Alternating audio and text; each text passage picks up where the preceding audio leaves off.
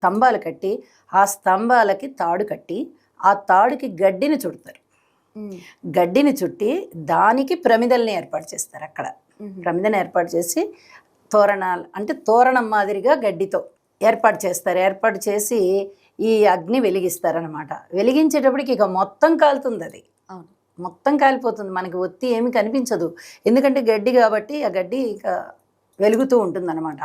అలా వెలుగుతూ ఉన్నటువంటి గడ్డి కింద నుంచి 3 సార్లు అటు ఇటు అటు ఇటు అటు ఇటు ప్రదక్షిణ అన్నట్టుగా అనమాట. అది అర్థంతో చేస్తారు. ఎందుకంటే యముడి యొక్క బాధలు ఏవైతే ఉన్నాయో ఆ యమ బాధలు, నరకానికి వెళ్ళి మనము అక్కడ బాధలు అనుభవించకుండా ఇక్కడే జ్వాలాతోరణం కింద కనుక మనము 3 ప్రదక్షిణలు చేసినట్టయితే మనకి యమ బాధలు ఉండవు, అంటే యముడు పెట్టేటటువంటి బాధలు మనకి ఉండవు అనేటటువంటి ఒక నమ్మకం.